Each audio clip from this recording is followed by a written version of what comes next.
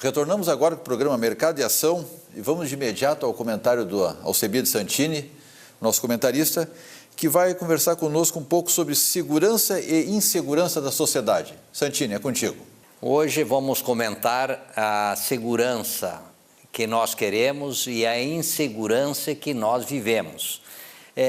Qualquer cidadão hoje consultado sobre segurança ou insegurança, ele vai dizer que ele se sente marginalizado com esse dever do Estado. Nós que pagamos a conta, né, estamos insatisfeitos. E a pergunta recorrente é o seguinte: pergunta a qualquer colega, ou qualquer familiar, ou qualquer cidadão brasileiro se ele já foi assaltado ou não, ou se ele conhece um amigo ou um familiar que já foi assaltado. Certamente mais de 70%, 80% vão dar uma resposta afirmativa. E o que eu vejo no cenário do dia a dia? Quer dizer, nós que pagamos a conta ao Estado, e o Estado que tem a obrigação de dar a segurança para o empreendedor, para o cidadão, etc., nós encontramos aí vários atores que têm a obrigação de fornecer essa segurança. Por exemplo, nós temos uma divergência e uma disputa de beleza entre a Brigada Militar, no caso do Rio Grande do Sul, com a Polícia Civil. Aí nós temos comentários desse final de semana, onde a Polícia Civil acusa, e a própria Brigada é um comentário, que eles prendem e o Poder Judiciário solta. A pergunta que eu fico a buscar é o seguinte: o Poder Judiciário diz que o processo foi mal instruído e ele tem que cumprir a lei, ele é um juiz de direito. Então, é o seguinte, pergunto, por que não há uma sinergia entre todos os atores da sociedade e construa uma solução de interesse coletivo e de forma permanente? No caso desse processo mal instruído, o próprio Poder Judiciário pode ser o grande professor ao policial, no sentido de como instruir um processo de início, meio e fim que não tenha digamos assim, um furo na instrução desse processo e possa levar o bandido a uma execução efetiva e permanente para que a bandidagem diminua e a segurança do povo volte à normalidade. E voltamos agora com a doutora e professora Eliane Mota Vincenzi. Eu sempre pronuncio errado, é Vincenzi. Vincenzi. Vincenzi. O italiano não é uma língua comum para mim. Nós estamos falando, tu havias comentado ao final do bloco anterior, sobre a holding familiar, como um instrumento de proteção patrimonial e proteção à empresa, enfim, ao patrimônio da família. Abre um pouquinho esse assunto para nós, ele é bastante interessante. Ele é muito interessante, inclusive tem pessoas que divulgam muito a parte de blindagem patrimonial, que não existe, né? Então eu não tenho como eu blindar um patrimônio, mas existem medidas para mitigar exposição a riscos.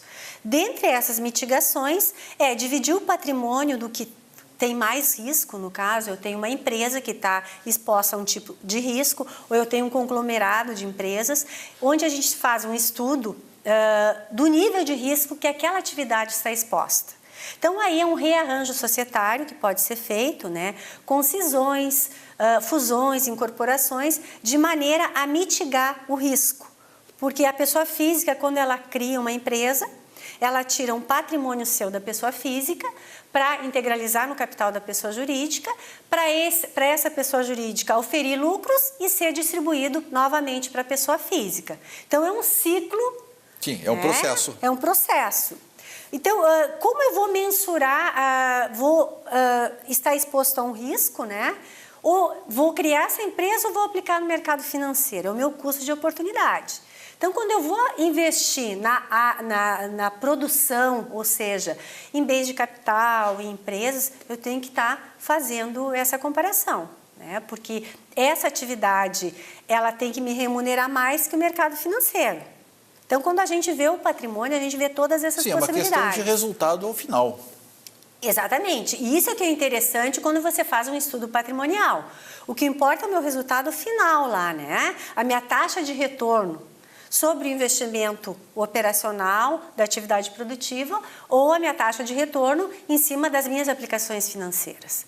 Mas essa parte da holding é muito interessante porque você consegue mapear o patrimônio e ter medidas interessantes de proteção patrimonial. Você, segmentando o patrimônio, você cria medidas em níveis diferentes de acordo com o risco que cada uma das partes patrimoniais está sujeita. Exatamente, porque você vai ver o nível de risco que você está exposto, porque empreendimento é risco.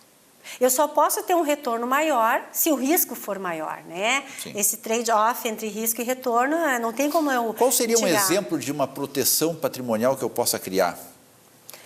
Cada caso é um caso, não existe receita de bolo, né? E não existe também a proteção 100%. Dependendo do risco, você vai estar exposto mais ou menos. Por exemplo, quando eu aplico em renda variável, em ações, eu vou comprar ações, eu tenho o risco total da empresa que eu estou comprando aquele título patrimonial de ir à bancarrota. Por exemplo, a Petrobras, né? A Petrobras, infelizmente, né? A Petrobras é um exemplo claro, né? A nossa principal blue chip do Ibovespa, que há 6 anos atrás era a menina dos ovos de ouro, né? Com a possibilidade do pré-sal, e, no entanto, hoje está virando pó.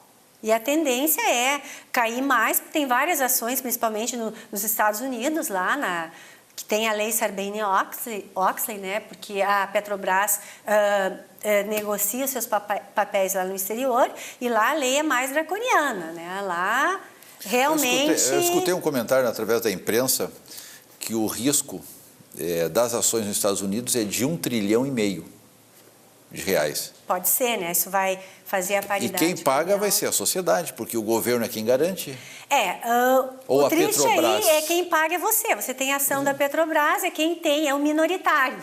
Isso que é o problema da governança, né? Porque a gente tem lá o acionista, o majoritário, através do seu conselho de administração, que é quem toma as principais decisões pela empresa.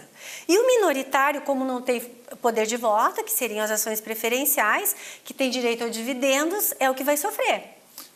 No caso da Petrobras, ela não tendo patrimônio suficiente para cobrir a indenização, ela busca o governo é o garantidor.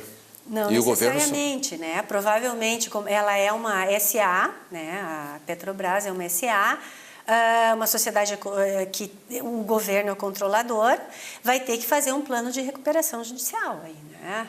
Ou tu acha que a Petrobras não escapa? Pode editar uma lei? Eu, sinceramente, acho que não. Por quê? Porque está lá nos Estados Unidos uma mega ação de investidores, lá do Casa Passadina, que estão... E nesse caso, um plano de recuperação judicial, ele poderia... As leis se aplicam para dentro do Brasil, as empresas têm os planos de recuperação judicial para dentro, de acordo com o governo, enfim, pelos bancos brasileiros, é todo dentro da nossa fronteira. E quando, no caso dos Estados Unidos, eu tenho que pagar para eles, eu consigo fazer um plano de recuperação judicial internacional? Sim. Quando a Petrobras vai negociar os seus papéis no exterior, ela assina lá que ela está sobre a égide da NYSE, né, que é a New York Stock Exchange, que é a CVM lá dos Estados Unidos. Então, ela assina lá e ela está sobre a égide dessa lei. Então, ela vai ter as consequências da lei. Então, provavelmente vai ter alguma consequência, sim, né, porque o americano pensa assim, veio negociar aqui, vai ter que cumprir as nossas leis. Não tem conversa. E lá não existe também a negligência, eu não sabia, né? Lá a pessoa também é imputada por omissão e negligência. Eliana, voltamos agora um pouquinho para a empresa nacional, a nossa pequena empresa, e vamos falar de governança corporativa. Empresa pequena pode ter governança? O que é governança corporativa para uma empresa? A empresa pequena, ela não só pode, como ela deve ter governança. Governança independe de porte de empresa, né? O que é a governança? É como a empresa é governada, como ela é gerida, né? Como é que são tomadas as decisões. Porque o que o empresário tem que fazer? Ele tem que tomar uma decisão. Para tomar essa decisão e investir na atividade produtiva ou não investir, ou tomar um empréstimo, ou arrumar alguém que capitalize via, tipo uma SCP, Sociedade em Conta de Participação, ele vai ter que tomar uma decisão. Para ele tomar essa decisão, ele vai ter que ter dados corretos e fidedignos. Então, eu sempre digo que só tem 2 maneiras da gente errar. Ou a gente toma a decisão errada com base em dados corretos, mas errei, Ou eu até posso ter tido a melhor das intenções de tomar a decisão correta, só que os dados estavam errados. Então, quando eu tenho governança, eu mitigo muito o meu risco dos meus dados estarem errados. Então, uma vez que eu tenho esses dados corretos para tomar a decisão, eu já mitigo em 50% minha chance de errar. É muito comum a empresa tomar decisões com base empiricamente? Normalmente é empírico a decisão. Eu sei, eu conheço e vou tomar decisão. Ele acha que conhece, né? Mas ele não tem uma planilha correta e fidedigna de custos. Por exemplo, eu estou usando o juro do cheque especial, mas vou usar por 2 ou 3 dias. Mas ele não faz o custo dos juros, do IOF, ele não tem essa planilha pormenorizada desses custos embutidos. E ele acha que ele tem a informação correta, mas não.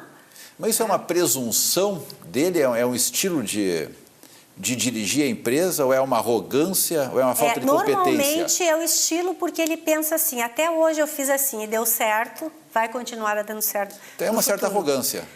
Não deixa de ser. Não deixa de ser, né? Porque ele acha que ele sempre fez assim e deu certo, que ele continuando nesse sistema, ele vai dar certo no futuro, o que não é verdade. A única coisa que a gente tem certeza é a mudança. Seja a mudança do cenário macroeconômico, marcos regulatórios, né? Está aí um projeto de lei para tributar juros sobre capital próprio. Então, ele tem que estar sempre olhando no retrovisor, mas também observando lá o que o cenário está me sinalizando. Eu tenho que trabalhar com cenários. Por isso a importância de todo ano fazer a parte do planejamento estratégico empresarial com orçado e realizado. Orçado de receita, de despesa, tendo esse mapa bem fidedigno e correto da onde ele vai buscar esses recursos. Uma das disciplinas que tu lecionas é governança corporativa e novo mercado. O que é o novo mercado? O novo mercado são empresas que são listadas na Bolsa, né? Na Ibovespa. E conforme o nível de governança das empresas, a gente vai ter os níveis, nível de governança corporativa, vai ter um novo mercado. O novo mercado é um dos níveis de governança corporativa, então a gente tem nível tradicional, que são empresas que normalmente foram listadas lá quando foi editada a lei das SAs, né, em 1976, está no mercado tradicional as principais blue chips, inclusive a Petrobras está no mercado tradicional. À medida que as práticas de governança corporativa são adotadas, elas vão subindo de níveis. Então, a gente tem o nível 1, o nível 2 e o novo mercado. As empresas que estão listadas no novo mercado são as empresas que adotam as melhores práticas de governança corporativa. Dentre elas, só tem ações ordinárias, não tem ações preferenciais, estabelecem para suas demonstrações financeiras o padrão internacional, né, o IFRS, e outros itens. São mais transparentes ao investidor? Muito mais transparentes. E aí, a gente verificando o benchmark, que é o Ibovespa, e a performance das ações listadas no novo mercado, a gente vê que essas ações elas têm uma performance superior ao benchmark. O que significa isso? Que quando o Ibovespa sobe, as ações listadas no novo mercado sobem mais que a Ibovespa. Por quê? Porque tem práticas transparentes e adotam oferece essas muito mais segurança ao investidor. Com certeza. Porque então, o investidor quer o quê? Quer resultado. Quer resultado. O investidor quer ganho de capital e receber dividendos. É isso que o investidor quer. Ele quer basicamente essas duas coisas, que infelizmente a gente não está vendo na atualidade, né? Aonde é ou qual é a melhor fonte de recursos hoje para uma empresa? Depende. Né? Depende da empresa, depende do setor que ela atua. Depende de quem vai financiar essa empresa. Uma coisa importante. Não tem receita de bolo. Não existe receita de bolo. Eu posso me capitalizar via um investidor, eu posso me capitalizar banco, né? Todo mundo diz, os bancos cobram juros altíssimos, mas o banco é super importante. Porque tem linhas de crédito ainda muito interessantes. Agora, o que não pode é pegar o cheque especial para pagar o prolabore lá ou a retirada dos sócios no mês. Aí é um dinheiro muito caro para fazer frente a esse tipo de despesa. Nosso programa chegou ao final. Agradeço a tua participação, como sempre, bastante esclarecedora. Ficamos por aqui agradecendo a sua audiência.